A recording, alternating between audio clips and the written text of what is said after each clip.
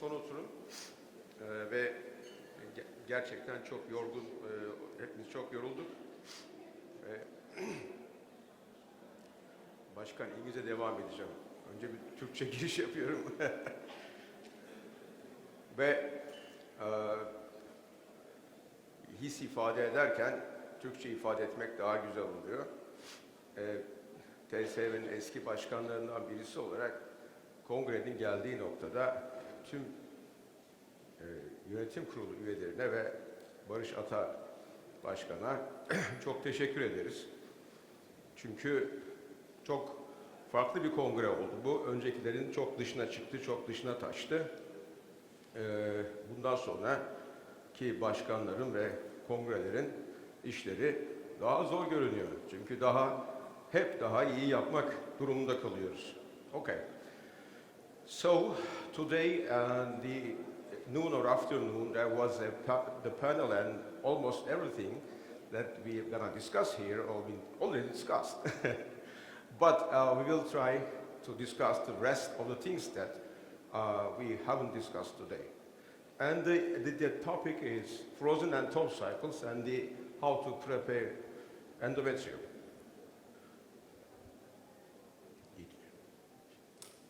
We have,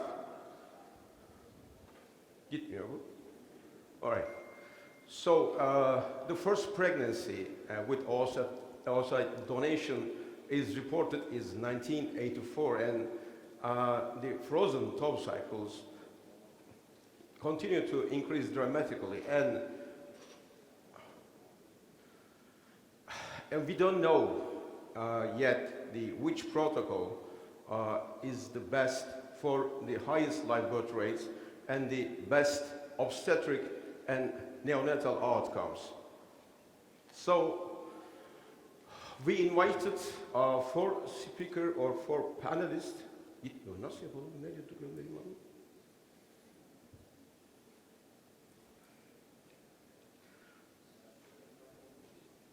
Şuradan yapayım ben. Buradan yapayım. I would like to present our panelists. The first panelist, Professor Fatemi, everybody knows who is. He is graduated in 1999 at the EMBRİYO University of Brussels, and since 2008 he was recognized as a subspecialist in REI and also REI surgery.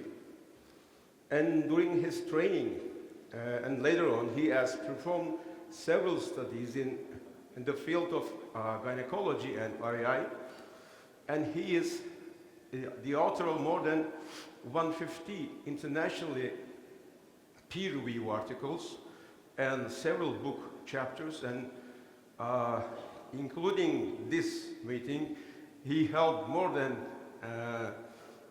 let's say 200 invited spoken presentation at international congresses, blah, blah, blah. He's very famous man. Now, he is currently consultant obstetrics and gynecology and reproductive health group medical director, ART fertility clinics in United Arab Emirates. Do you want to add something? For him, nothing else. All right. And we have today Elena Labarta from Spain. Oh, I said Elena Labarta, that's right. Very good. Studied medicine at the University of Zaragoza and completed her residency training in obstetrics and gynecology at the Autonomous University of Madrid. And for the last approximately 20 years, she has been a part of the human reproduction unit of AB Valencia, and she has several clinical research projects and more than 50 publications on assisted reproduction and the 45 book chapters. Also, she is an associate professor and medical coordinator of several master's degree related to human-assisted reproduction by the University of Valencia. And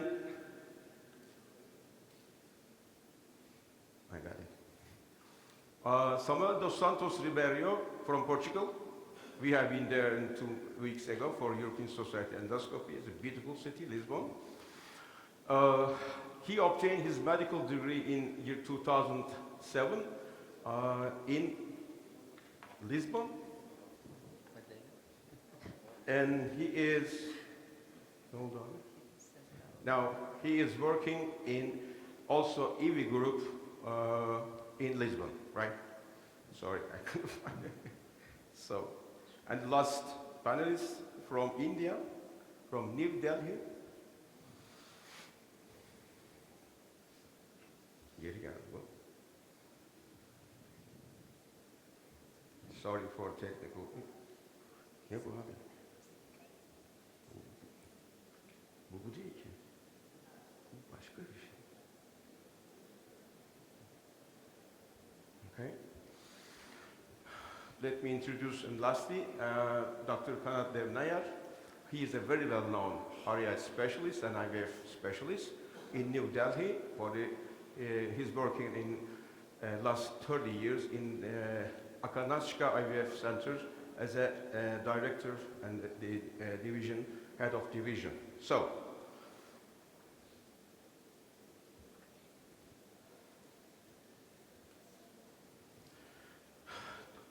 today we're gonna try to find the answer these questions. Now we're gonna check the FAT protocols first, and we'll try to find the best protocol for the highest live birth rate, and also I think is very important issue is which is the safest protocol for mother and offspring. Nasıl götürüyor?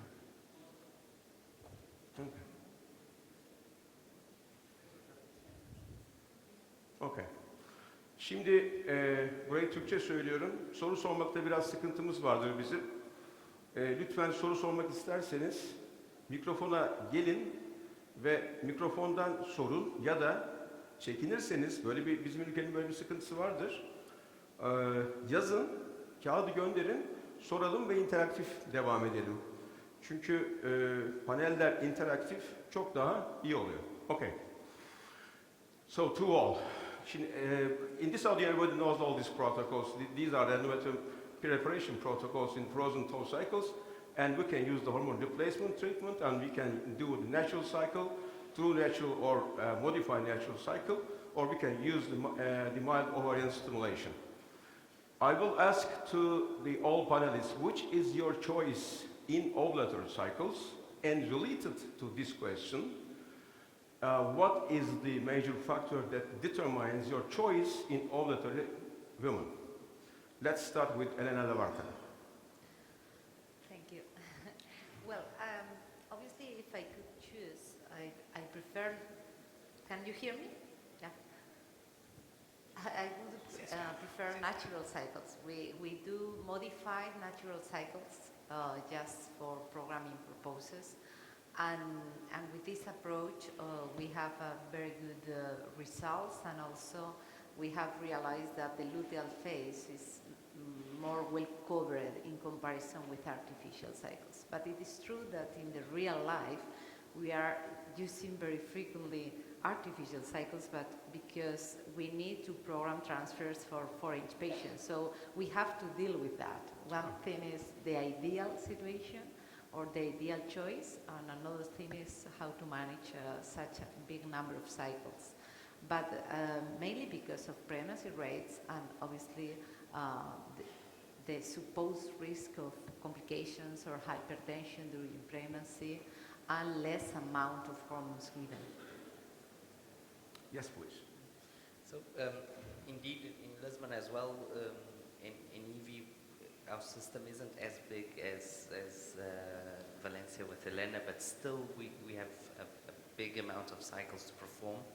However, there's been a very early school of natural cycles in the center, and since the beginning, 80 to 90% of the cycles have been natural cycles. Natural? And, yeah, 60, you say again? 80 to 90. 80 to 90.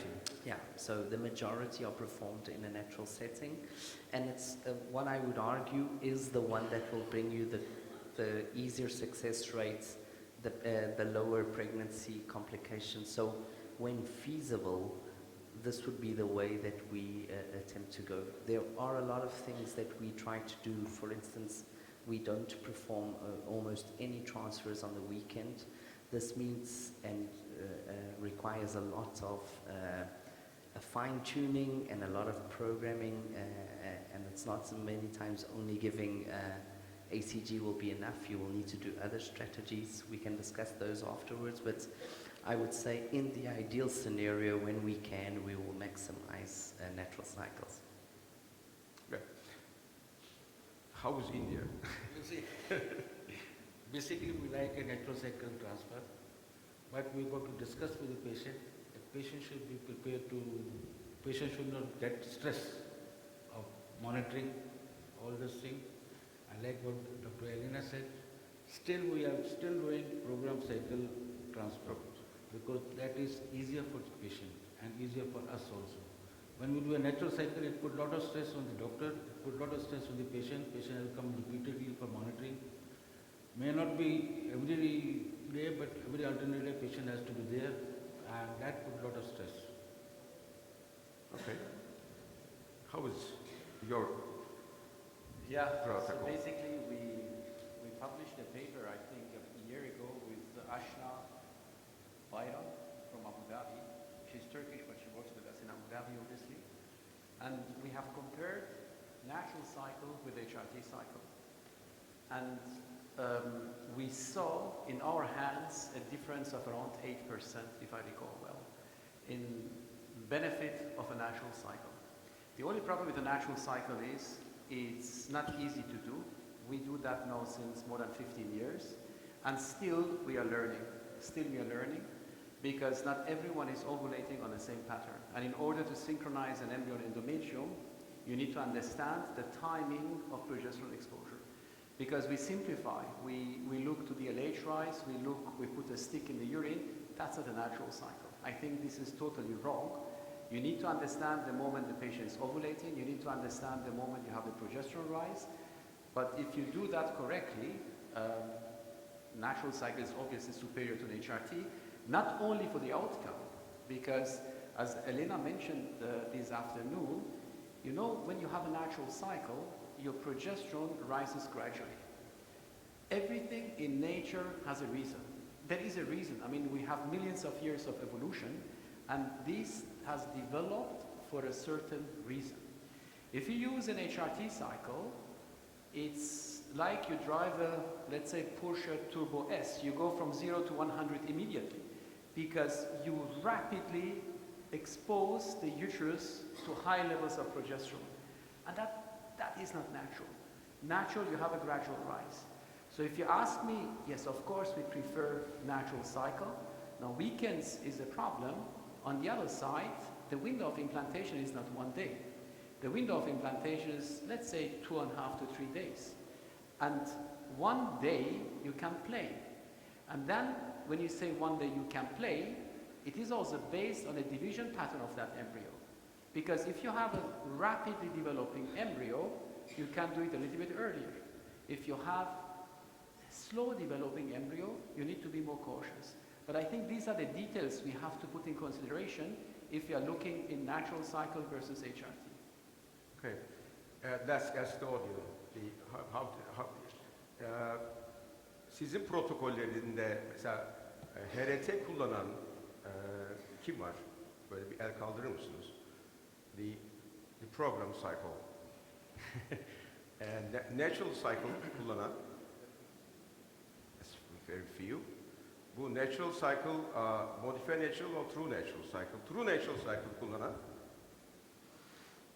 approximately 2% true natural, 5% modified natural, and the rest using program natural. Okay, we have to discuss about the audience using the natural program, I mean HRT. We have to talk about the HRT cycles. We have to, because we have to give messages about that. Or maybe they can change all the programs and all the. So let's move the. So this is another question that I want to ask you. Were you using HRT cycles before, right? You are not using anymore, but we were using. And GnRH analog suppression before HRT cycle, yes or no? No. Let's start with Labarta. It's not, well, when we talk always about frozen embryo transfer cycles, but we have to take into account that we do many non-stimulated cycles for egg donation for an embryo transfer coming from an egg donation, and you need to do a preparation to this uterus, okay? And in this case, in which you need to synchronize the donor with the recipient, and in this case, we use more frequently the artificial cycle in order to facilitate this. We use GnRH analogs, but this is because of a synchronization reason, not because it will have more results. On the contrary, in frozen embryo transfer cycles in which the embryo is waiting for the patient to be ready, you don't need it. Okay. Yeah. I think it's the same, right? More or less. So we do a lot of oocyte donation. Our center mimics the center of Elena to that sense. 50% of what we do is oocyte donation, but we've abandoned the synchronized oocyte donation model. So by doing that, we no longer need to do HRT cycles to synchronize our patients. We call them when we have the embryos, and we do a natural cycle. In a very rare instance, when we need to do an artificial cycle and the patient ovulated in a preceding cycle, we will do an antagonist. Curiously enough, not an agonist, we'll do an antagonist. That will be the rare situations in which we will do it. It's not something we would perform in a regular basis. Yeah. Dr. Nayar, you said immediately no. As soon as We are not you using hear it. Why did you say no then? Because there have been many publications. They said the pregnancy rate does not improve by giving the immunosuppression. So, and more number of injections to the patient, more cost, does give any benefit. That is why we don't do. Dr. Fatemi, could you comment on that? You know, we try always to work according to evidence-based medicine. There has been a publication, I think in the 90s, if I recall well, by Jabal in 1998, where they looked to the prevalence of escape ovulation in HRT cycles. Whether you have to add a GnRH agonist to prevent a premature ovulation, and it was in 4% of the cases if you start with 4 milligram. But if I would use an agonist, I would not use that for premature ovulation. I would use that for patients who have adenomyosis or endometriosis. Because we know these patients, they produce toxins and the receptivity of the uterus is less. However, we also know that endometriosis or adenomyosis, they have their own aromatase activity. So if you suppress the central axis not to produce any steroids, still there is a local production of steroids. So, and even 1 month would not be sufficient. So you need to block the aromatase activity locally together with a central block in order to go ahead. So if you look adding agonists, the question would be for what reason? I think if it is adenomyosis, endometriosis, and by the way, adenomyosis is an entity which has been completely underdiagnosed. There are many, many so-called implantation failures where we are dealing with that. And I think those patients would benefit. But just for the sake of planning an agonist, I don't think there is a necessity for that. Okay. Can we give the message to the audience that we have to stop the use of GnRH analogs if we are using HRT cycles? Yes? Yeah. All right. Kullanan var mı analog HRT'de? Bırakmanız lazım artık.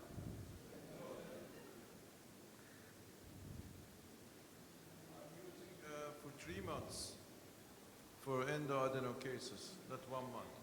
Yes, At absolutely. least 3 months. Absolutely, that's a very good comment. Except the presence of adenomyosis, Yeah. no need to use the analog suppression Okay. before HRT I got it. cycles. Okay. Anything else you want to add? No. So, yes, sure. Okay. So, the microphone, please. Present yourself.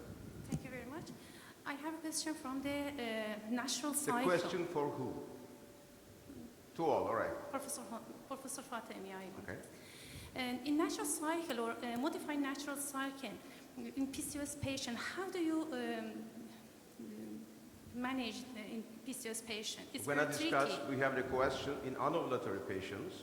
Please keep your question, and when I'm going to ask the Okay. PCOS patients that we're going to discuss about that, right? Yes, but I want to add another issue to HRT preparation in FET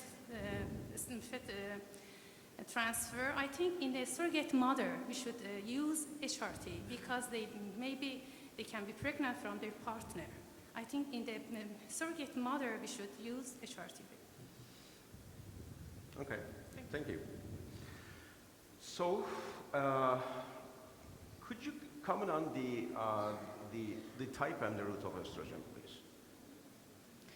I think that according to the The evidence, starting dose, the incremental dose, the steady state dose, and blah, blah, blah. And also the blah, blah, blah. as this does not make a difference according to the You're not scientific giving. literature, you can do whatever you want. I mean, we haven't seen differences among or between the two different routes. It is true that the level of estradiol, according to my studies, seems to be higher with the patches in comparison to oral estradiol, but I mean, does not make a difference on pregnancy outcome, according to my findings.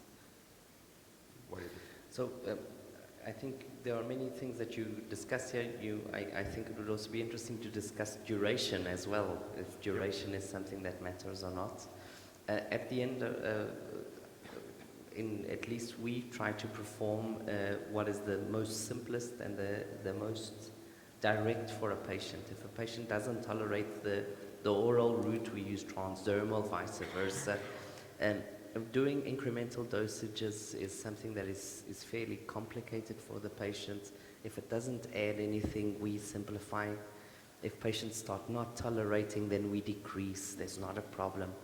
And in terms of duration, we're now also not caring that much of a minimum of 10 days. There are now more than one study showing that 8 days duration is more than enough. So basically we're doing any routes, any duration, and any type of protocol.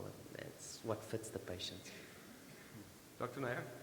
You can use any, you can either use oral or transdermal. If patient is not tolerating oral, then we give transdermal. And we like to give incremental Do dose. you believe that the oral or the other one transmit better than the other? No. No, they give the same effect. Okay, Effect same. is the same. Okay. Maybe Dr. Elena say the estrogen level is higher with transdermal. And that is what we do. And we give it incremental dose. Using the incremental dose. Yeah. What is your protocol with incremental dose? We You start with with 2 milligrams. We start with 2 milligram, give it for 1 week, then increase to 4 milligram, then go to 6 milligram. That is how the natural cycle also goes. The estrogen increases gradually. Salonda nasıl kullanılıyor bu? Buyurun. In Turkey, there are the different protocols, and in terms of the route and the type of, and the estradiol and the dosage, and so we have to discuss about that. So there are many protocols. In any case, if I Present yourself. Dr. Karacan from Istanbul. So I'd like to get your idea, your approach in the presence of thin endometrium. If you use steady estrogen replacement, do you increase the dose or change the route of administration? What's your approach to the panelists? That is also what we do. You see, You we increase the find- dosage. You increase the dosage. in case of thin endometrium, Yeah. Yeah. When you're using the oral estrogen, if you see the endometrium is thin than expected, then what is your approach? I increase the dose, and you know what works very well to give the same oral pill, but vaginally. If you see the estradiol levels, you get crazy because you have much more higher levels in blood when you add this pill vaginally. And if I may add something on the election of the route of estradiol, it is important to know that if the patient has a risk of thrombosis because of any reason, the ideal way is the transdermal route, not the oral route, because the oral route increases the risk of thrombosis. And this is why during COVID pandemic, it was recommended to move to transdermal estradiol instead of oral estradiol. So this is a factor, for example, if the patient is a heavy smoker or any other risk that has to be taken into account. Okay.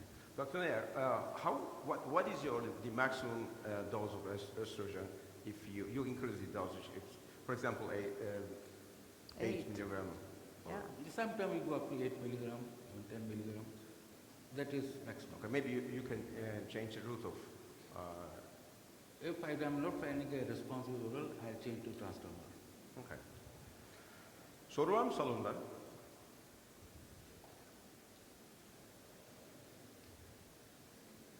I would like to ask, if you are using HRT cycle, there's a follicle developing. What do you do? Turn to natural cycle or cancel? If you find a follicle in Yeah. in the HRT after cycle. some days of estrogen, Estradiol, yeah. that's perfect. I love that. I mean, because this helps you to produce more progesterone. Yeah, so obviously if you see a big follicle, you have to program immediately the transfer just to avoid a premature ovulation. That is perfect. There are actually some studies that associate, if I can add, that most of them are negative. Most of them say if the follicle is can not give producing Orbitrel. anything, Yeah. no, it's a different point, which is most of the studies will say if there's a follicle, it doesn't matter. But there are actually some retrospective studies showing that if you have a follicle, it's even beneficial. So coming back to your points, just don't lose the cycle because it ovulates, but otherwise it's good. Dr. Nayar, what is your approach if you see the follicle during the HRT suppression? Nothing? Nothing. All right. If progesterone is low, you can start the All luteal right. phase You have a comment that you want to add now? Yeah, this usually happens in poor responders. So when you have poor responders and you start HRT, then you usually have a follicular growth, but it's the best thing that can happen because then you can follow, let the patient ovulate, and you go with a natural cycle. Please come to the microphone.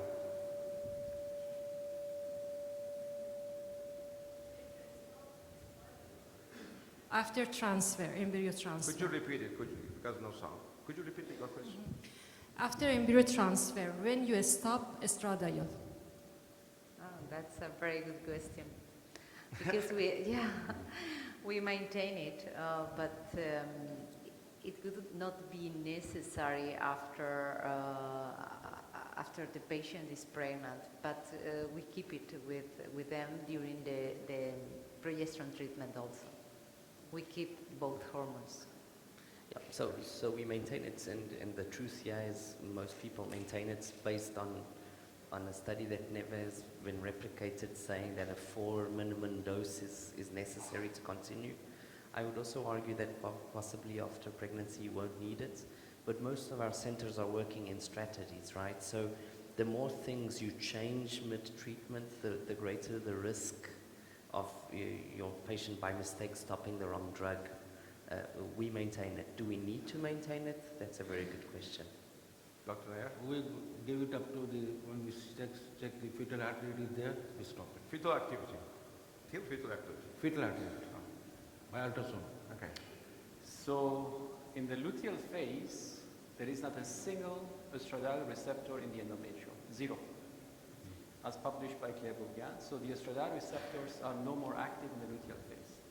Now, if you take a look at the natural luteal phase, because this is where we can understand what's happening, in the ovulation, you have a drop of estradiol, and then you have a rise of estradiol. So that when the patient is ovulating, estradiol drops for 4 or 5 days. Around day 6, day 7, estradiol rises again in the luteal phase.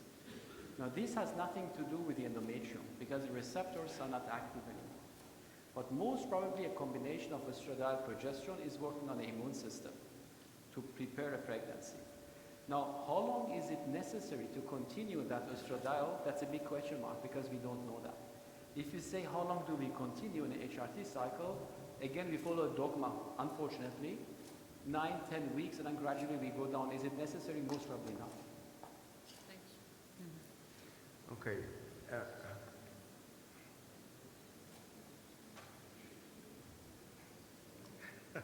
Çok zor var. Selim Şenöz from Istanbul. As you know, for frozen embryo transfers, artificial endometrium preparation has two big issues. One of them is premature ovulation, progesterone rise before we start progesterone. And this happens especially if the basal FSH level is high. So you have to suppress it. In my own practice, especially if I have this problem in the previous cycle, I use depot analogs, mid-luteal phase, and to suppress the hormones. But now we have some problems in Turkey recently. We have difficulty in finding some drugs. So I switched to a different approach. I know, as far as I know, there's no publication. I just used two different opinions. You know, sometimes we use estrogen priming to suppress FSH hormone to start ovulation induction. So I thought maybe it works. So I start estrogen 6-5 days before the expected period, of course if they have regular cycles, and then continue estrogen like 4 milligrams per day and increase it after they have menstruation. In this way, although I didn't do a proper study, in this way I think the premature ovulation or progesterone rise before the intended progesterone start day is almost none. So can you make a comment about that?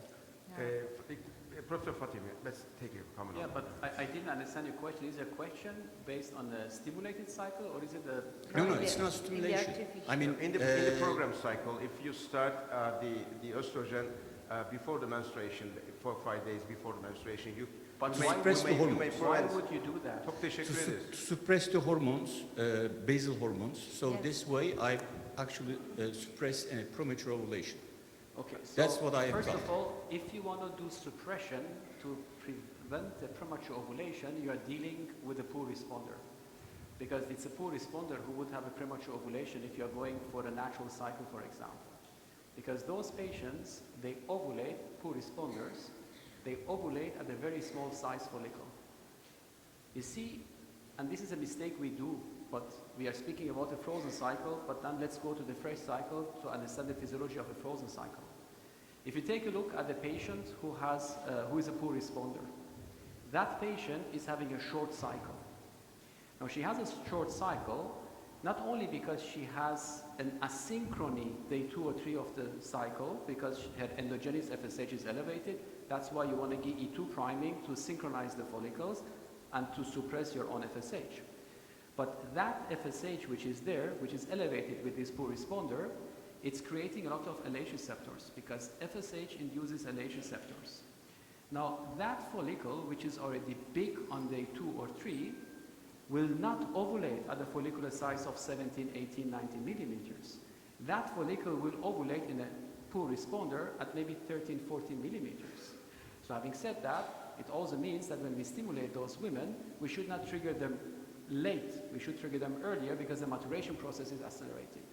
But the patient that you're elaborating on, who has a premature ovulation, is obviously a poor responder.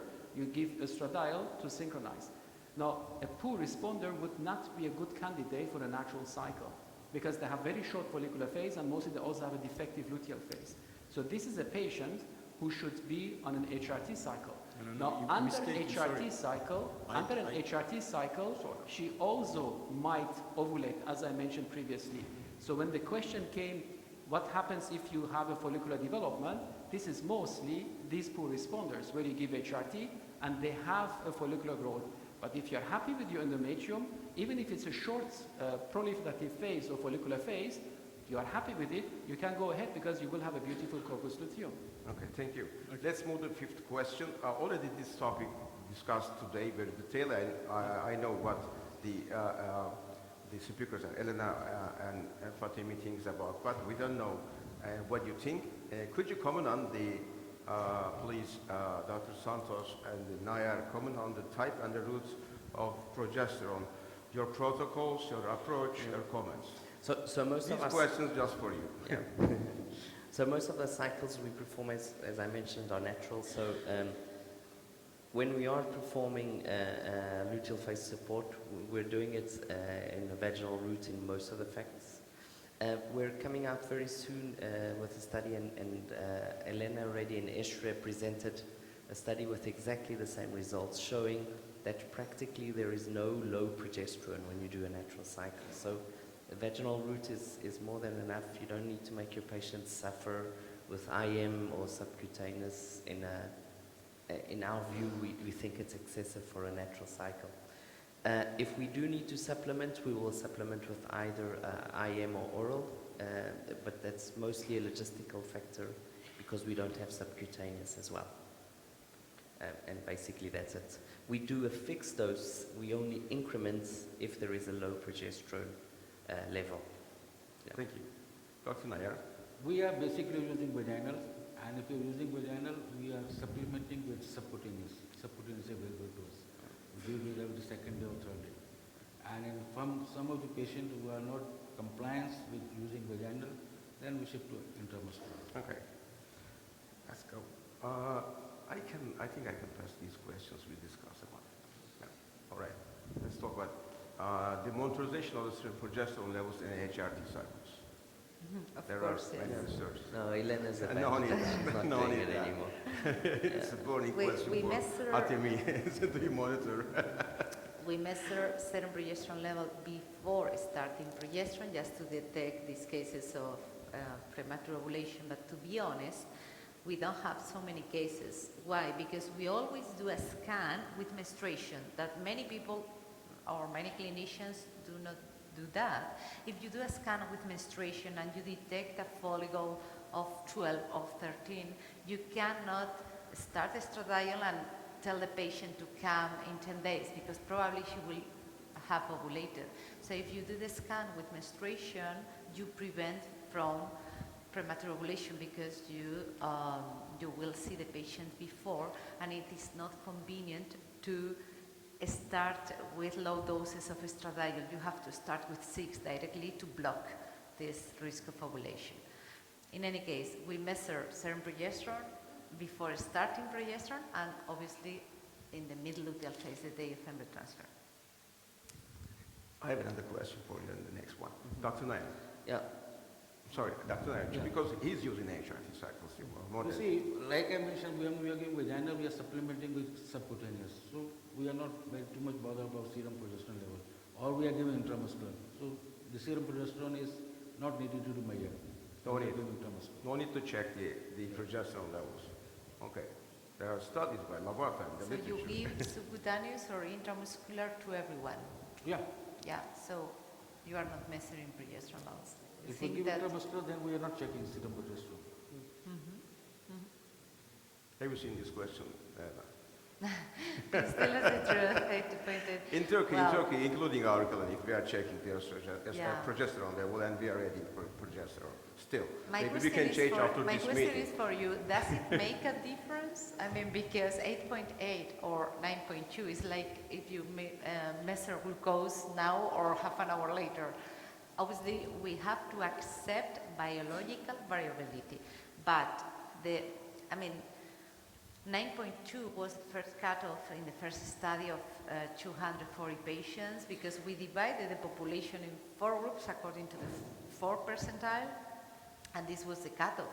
But then when we did the large study with 1150 patients, we could detect exactly which was the critical cutoff, accepting this biological variability, but we saw that those patients between 9.2 had good results. So if we trust on literature, we have to say 8.8, yeah. Okay. But it is true that many clinicians want to make it easy and they say 9 or even 10 because All right. they feel that it's could easier. you comment on the Society of Reproductive Society in Turkey, if they check the progesterone level on the transfer day and they found the 8 or 8.5 or 9, what is your recommendation? Cycle cancellation? 8.5. Rescue protocols? I absolutely adding subcutaneous progesterone because we have demonstrated that we rescue the situation. We only have bad results if the patient, the day of embryo transfer, was with a progesterone level below 4. Below 4 is because she's doing something wrongly or she's losing the progesterone. It's not common to have such a low level after 5 complete days of progesterone exposure. But we had very good results in patients with 6, with 7, with 8, adding subcutaneous progesterone from the day of embryo transfer onwards. Okay. And when I say subcutaneous, it can be intramuscular, of course. All right. With your permission, I'm going to ask to the audience. Yeah. How many of the audience are checking the progesterone level on embryo transfer day? Thank you. All right. And what is your approach? Could you comment on the microphone, please? What is your approach? If you find, what is your cutoff, and if you find below the cutoff, and what is your recommendation? How many use 9? How many use Please. 10? Okay. Erhan, if you find less than below than 10, what is your approach?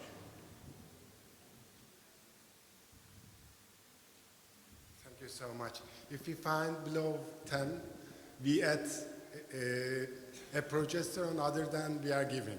We generally use vaginal route, but we make combinations also. So if we find below 10, we add another route of progesterone, additional progesterone. If it is below 10. Yeah. Below But 10. based on what? I mean, because there are no prospective studies demonstrating that from 9 to 10 you are going to have bad results. I accept that 10 is arbitrary, I accept. It's But yeah. I'm really suspicious about the level of progesterone while you are checking in the morning or in the evening, it's changing. So I keep a confidence interval, let's say, because for me, below 10, I mean, the level that in your study, quite a good number of patients, 900, but there is still much way to persuade us or convince us to believe that there is a certain point. So I keep it at 10. Okay, thank you. Until now, I think we have to change our habits from HRT to natural cycle. At least in before Turkey, it's- yeah, at we least- have to do that. At least as people I is understood, measuring progesterone. we have okay. to. So, Then you wouldn't be worried about any of this. Yeah. so let's start with you, Ribeiro. How do you monitor natural cycle and define the LH search? So that's a very good question, and Human is there, and he really likes. He has very strict and very strong definition of LH search, and he has a lot of studies on this topic. But on our sense, we use two things which we think are important. We are now assessing, and I think I need to say that off the bat. We're now studying, and we have over 300 cycles of a modified natural approach in which we actually don't monitor LH at all. And we start progesterone directly. I will be talking about that tomorrow. But if we ignore that and we use what we're no longer using that much anymore, which is the natural cycle like it's described here, we evaluate a level of LH that should be at least over 18 and over 150% from the last measurements.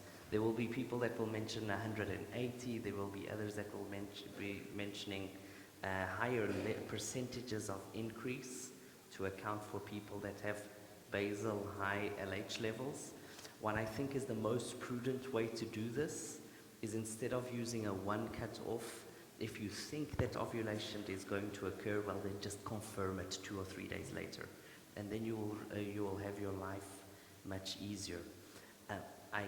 I think that Human will add something, so I'll stop, which is about the proclivities of how this progesterone increases, because it's not the same for all patients, and that is an advantage and a disadvantage. An advantage because you can play with the day that you're going to do the transfer when you want to avoid a weekend. a disadvantage because not all patients are the same, and maybe you need to actually know that natural cycle very well. Okay. Dr. Fatemi, this question for you. Yeah, I mean, natural cycle, as I mentioned previously, is difficult to monitor. I don't know if Boris submitted this paper. Do you remember which kind of patients had a rapid, can you elaborate on that? Which patients had a rapid progesterone rise as compared to others? So the series included 102 women who had their LH progesterone and estradiol sampled on 3 consecutive days, ending in the day of ovulation, which is defined by progesterone rising above 1 nanogram per ml. So that's objective. So 30% of women have a different period between LH rise and progesterone rise. Okay? So some, few, like I think 7% had LH and progesterone rise on the same day. So if you just scheduled based on LH, you would be transferring late based on progesterone. So the window could shift, right? And almost 20% of women had longer than 36 hours. I mean, much longer than 36 hours, like 2 days apart. And if you transfer them based on LH, assuming it will rise in 36 hours, then they'll end up receiving early. Okay? So, and it's 1/3 of patients in both ways. And when we look at their baseline characteristics, it seems like it may have something to do with age and AMH, but that's not conclusive. So basically what you're alluding to is we need to stop being so confident about ourselves and actually confirm that what we think is going to happen happened. No, it means all the publications have to know we're wrong. Yeah. That's what it means. Yeah. So all the publications making any statement on the progesterone in the luteal phase, good or bad, were total nonsense. This is number one. Number two, putting a stick in the urine, planning your transfer is ridiculous, because everyone, as Boris has mentioned with our database, is ovulating differently. You see, you have women, they have an LH rise, and they have immediately progesterone rise. And again, it's not the LH which initiates the secretory transformation. It's the progesterone, right? Then you have women, they have an LH rise, and it takes up to 3 days until they ovulate. That also means what we learned in Sperov at medical school is not applicable today, because now when we are in the era of individualized medicine, that is individualized medicine. But you see, even studies comparing HRT with natural cycle, do you think anyone looked into this detail? No. And I think that is exactly where we have to go. Now you could say, but you cannot do a blood test with the patient every day. You don't need to do that. You see, if you ask a patient, and Dr. Paulson this morning mentioned it's difficult because you have to see the patient very often, but you know, if you do a lot of natural cycles, you understand how a natural cycle works in women. You see the patient day 2 or 3 of the cycle. You ask her, what is your cycle length? They will tell you 28, I can put my clock, and I know. You will tell her, look, 25% you will not ovulate on time because you are stressed. Then you see the patient somewhere between day 10 to day 12. And you do a scan to see if there is a dominant follicle. Because even every follicle produces different amount of steroids. It's not that every follicle produces the same amount of steroids. But you want to know what is the activity of that follicle. How much estradiol does it produce? Because you will make your planning based on the E2 level drop. This is how you make a calculation. Let's say the patient has a follicle of 1450 millimeters. That means this patient is going to ovulate at some point. So you check her blood once. You want to know how much estradiol does that follicle produce. Then you know that this patient is going to ovulate over the next 3 days, maybe 4 days or 2 days. So you ask the patient to come back after 3 days. It means you see the patient a second time. If you are happy with your endometrium, you don't need to do any scan because your endometrium is fine. You just do another blood test to see, do you have a rise of LH? If you have a rise of LH, your estradiol is higher than your previous value, it means you just captured the moment of ovulation. If you see your estradiol is lower, but your LH is up than your previous cycle, previous measurement, it means you captured the first day of ovulation. It means the LH initiated yesterday. Now, if you capture the moment, LH is up, estradiol is deep, really deep down compared to the last measurement, and your progesterone is between 1 to 2, it means you captured exactly the moment of progesterone exposure. This is as we define time 0. Then you count the day of embryo, 1, 2, 3, 4, 5, and you put back the embryo. Okay. Elena Labarta, what happens if we use modified natural cycle instead of natural cycle? I think it is easier to use. Easier. Yeah, I think. Yeah. So, use... which one is, in terms of the live pregnancy and the pregnancy complications and blah, blah, blah, blah, blah. I mean, with True the natural modified, versus modified natural. Yeah, with the modified, you take the advantage of both things. You avoid the HRT and you make things easier, because if you control the follicle by a scan, and you can decide if injecting the ECG today or tomorrow, usually you have this option, and control exactly the moment of ovulation. Obviously, we always measure progesterone, just in case, okay? But usually you do the ovulation induction before progesterone starts to increase. And then we give luteal phase support with 200 every 12 hours. I'm going to ask that question. Is the luteal phase support in natural cycle? And the next question. Yeah. Dr. Santos, natural versus modified natural. We use both because we monitor both cycles at the same time. It's also due to patient convenience. We have a lot of patients coming from abroad that sometimes have difficulties in getting their physicians to collaborate to prescribe medication. So it's easier for them to do blood samples. We do both. We're happy with both. We practically don't do weekend transfers. And like I tell you, 90% of our cycles are natural cycles, and we have good pregnancy outcomes. Dr. Nayar, in your practice, natural cycle is better. Natural cycle is better. Modified, if you give STD, that can negatively affect the endometrium. So the pregnancy rate lower with the modified cycle. In our department, we start to use the modified and natural cycles a month ago, and one of our nurses asked me how to manage the luteal phase support to me. I said that, actually I don't know actually the data. I'm going to ask the panel, she's here, she's listening to us. And how do we have to add progesterone in natural and modified natural cycles? That's a good question. I mean, in pure natural, as I said this morning, there are some studies showing that 30% of patients... Studies are here. Yeah.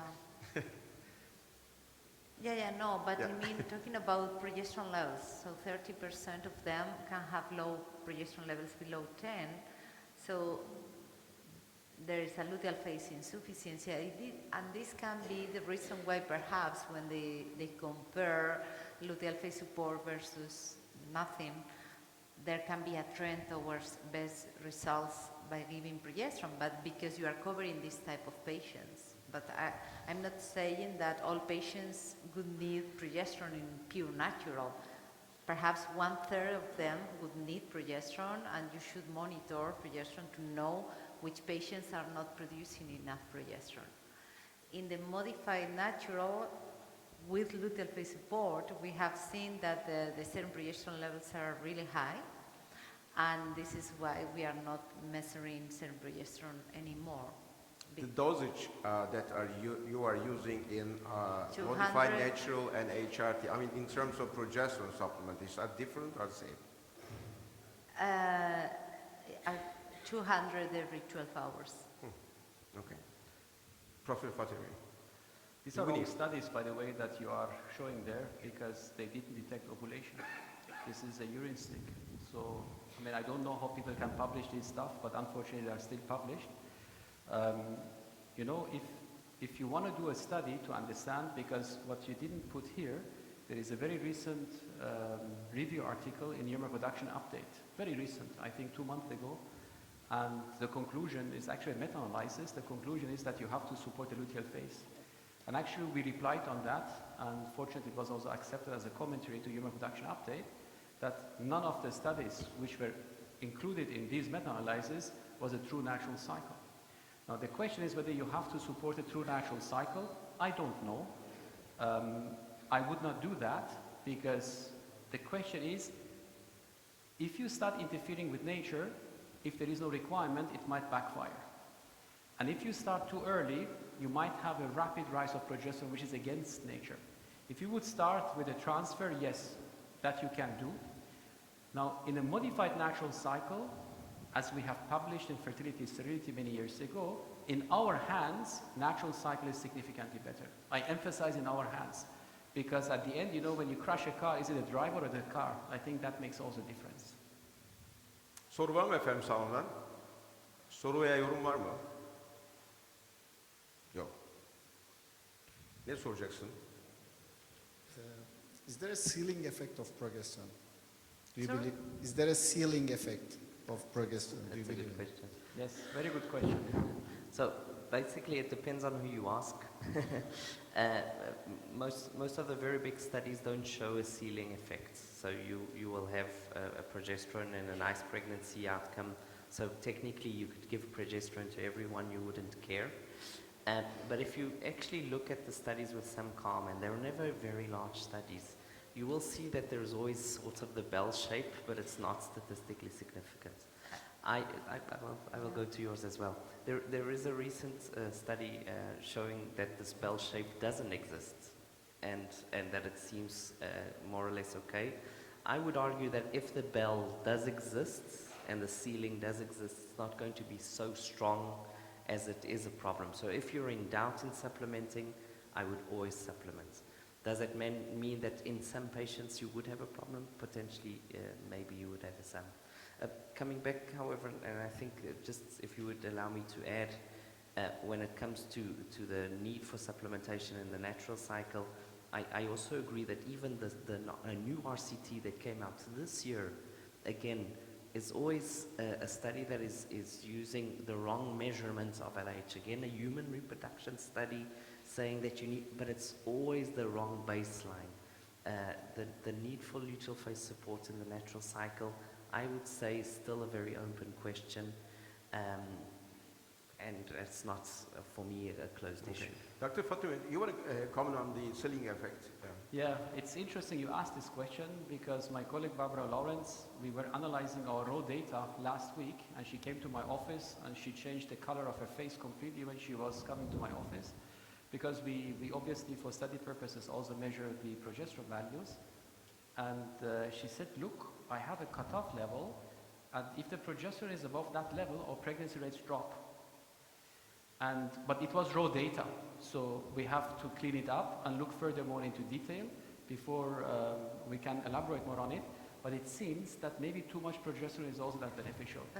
It's too little, maybe not good, too high, not good. Maybe, just to comment on the levels, we have a live birth in an HRT cycle with a progesterone level on the day of transfer of 0.23 nanogram per ml. Of course. Thank you. I mean, this does not mean that you cannot be pregnant. But one question, are you talking about vaginal administration? Vaginal progesterone, yeah. I mean, the analysis of Barbara. It's vaginal. Only vaginal. Only vaginal. And which was your percentile 90, the level? I Do don't you remember because it was really raw data, but I think, I really don't remember the number, but it was not far from your publication. Yeah, because I always thought that this could happen, this bell shape, Yeah. but always the last percentile is having high results, so it's like... It will be interesting to look more into detail. Yeah. I'm saying that because you cannot extrapolate the results with vaginal than, for example, intramuscular, okay? No, Because too much progesterone when giving vaginal administration is like 20 nanograms in artificial cycles. This is the percentile. We never 90. ever give injectables, never ever in the luteal phase, never. Yeah, but I mean, percentile 90 of injectable can be like 100, so... Very easily. Yeah, so we cannot answer this question. Perhaps too much progesterone, but when you are administering subcutaneous or IM, is detrimental because you are going very far from physiology. Okay, thank you. last few questions before dinner. I want to take your comment on anovulatory cycles. The question is, what is your choice in anovulatory patients, HRT or mild stimulation, or with aromatase inhibitors, or CC, or FSH? Let's start with Dr. Nayar. We have prepared clomiphene stimulation. Like to stimulate with clomiphene and then follow it up. Your approach is stimulation with clomiphene? Yeah. All right. Sorry, letrozole. Or letrozole. Letrozole. Do you believe that is there a difference between them? Do you believe that is there a difference between the CC? There is no study about that. Letrozole is better. Letrozole. Sorry? Letrozole. Letrozole. Your choice is letrozole. Yeah. Labarta? HRT or letrozole? HRT or letrozole? We're using letrozole or mild stimulation. We're at a point in our center which we believe that there's also ethical considerations to perform HRT. So whenever we can, we try to have a follicle. Okay. Dr. Fatemi? Yeah, I mean, HRT is simple for us. It's easy to do. But if necessary, we would do letrozole induction of ovulation. The problem is these PCO patients, if you give them letrozole or you give them ovulation induction, they don't ovulate properly. And if they might have follicles of 23, 24, 25 millimeters and still they don't ovulate, so they ovulate very late. So sometimes against what we believe in, we also have to trigger them. But HRT is the easiest. Is it the healthiest? No, it's not. All right. So the literature is so confusing about this topic. I want to check your comments on that. Which is the safest protocol in terms of the obstetrics and the neonatal outcomes? What do you think about that? I'm disappointed you don't have our study. It's from 2022. all these papers and reporting the adverse effect. You're missing ours. It's human reproduction, 7,000 patients. Dr. Nayar? I think natural cycle is the safest. I mean, if you take a look at HRT and natural cycle, there is a beautiful publication by Frauke von Hünk-Fersen. It's a German professor who used to work in the US. She published many papers looking into complications like preeclampsia, hypertension, and other complications. And she clearly demonstrated that in a natural cycle you have much less complication than HRT. What's the reason? Very simple. You know, when you have a corpus luteum, the corpus luteum is not only a source of steroids, it's not only producing estradiol or progesterone, it's also producing relaxin, vascular growth factor. And all these issues are having an impact on the blood supply of the uterus. And I think there is no doubt that the full natural cycle is superior to an HRT or even to a stimulated cycle, because she looked also to stimulated cycles where you have multiple corpora lutea. It's also not the same. You see, a single corpus luteum is what the nature has designed for a pregnancy, and I think that's the way to go forward. Yes, this has been demonstrated. Want to comment on that? Yeah. No, I mean, You agree, right? Okay. Said. Buraya kadar soru var mı efendim? Any question till this point? No. Right. This is the last question. This is it's a burning question. What is the endometrial thickness cutoff in your fat cycles? Because Boris put a lot of study in the literature, and we all know what. Do you know whom you should ask that question? You want me to ask Boris? Do you know whom you should ask this question? So I didn't answer. You should ask this question Dr. Boris, because he just you can join us. submitted. Come here to comment on that. You can join us. He just submitted the paper, the endometrial thickness. Maybe you can explain it, Boris. Because about this topic, Boris published. Come here. I don't have Get the microphone. Get the microphone and come here. I speak up. Right?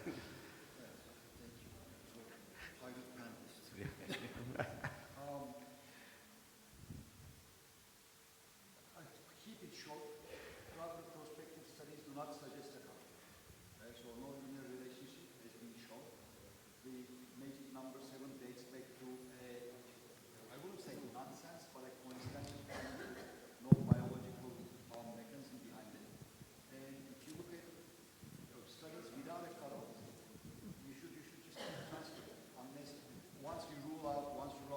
out intracavitary pathology.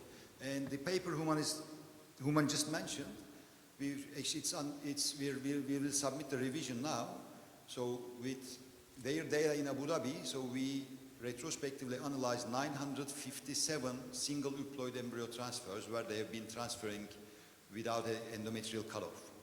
And again, no linear relationship, 7 is as good as 6, 8, 5, and there are actually a number of women who has endometrial thickness 4 or less, even they have like more than decent live birth rate. Can I be provocative? Tomorrow I'm presenting also retrospective, but 50,000 donation cycles. I will show you the results tomorrow. Come on. Is that enough? Listen, I mean the paper on Santos, the right hand side. You was trailer. Come on. The paper on the right hand side, it's on the right? Okay, so the quality or quantity issue. I mean, there's this Canadian papers coming up, from people I know, 26, then increased to 50, increased to 96. I mean, if the data is not generated properly in the first place, I mean, if the data is generated with a cutoff, then even if it's a million cycles, it doesn't reflect what happens. Yeah, there are in real three life. things I will agree with, and basically your comment paper is interesting on that. There are 3 things which I think is super important, and we're going to show that tomorrow in the presentation. If you determine a cutoff, you're losing data. You're literally losing information, and you're losing it for no reason. They did it with the Canadian studies because their databases don't let them have the linear relationship. And then the second thing where I also completely agree with you is it's not a linear relationship for sure. And I also don't believe we should be cancelling forever patients that never reach this magic number of 7. But the only point where I think is important is I do believe we need to inform patients with systematically thin endometria. Your pregnancy rate might not be as great as you want, and you might have a high miscarriage rate. So the only part where I don't completely agree is saying, oh, just don't even look at it. But then if you really don't believe in it, don't look at it, right? Personally, I'm just looking at the pattern. Yeah. Okay. Is there anything you want to add? Yeah, I mean, about the stuff? Samuel, I would be very cautious with these big databases because they are full of heterogeneity, and there are people like Sunkara and others looking into huge databases. I'm not a big fan of meta-analysis. I'm not a big fan of big databases. You see here the study Boris was looking to our database. You see, you don't have a lot of variables because you stratify according to the embryo division pattern, you stratify according to the embryo quality, you do a genetic assessment in a single lab, everything is verified. So the only variable that you're having is your endometrial thickness.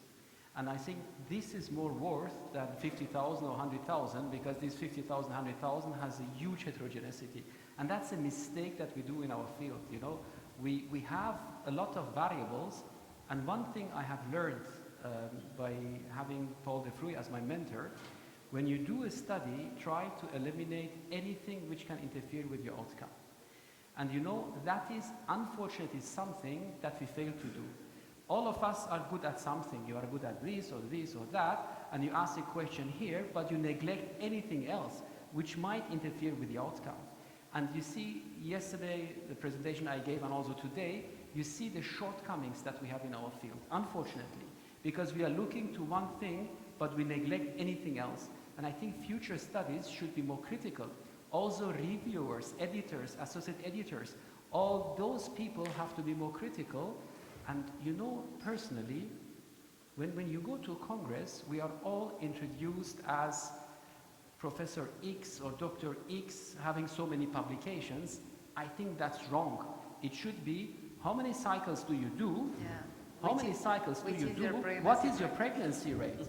Instead of how many publications you have. And I think this is something which needs to be changed in future.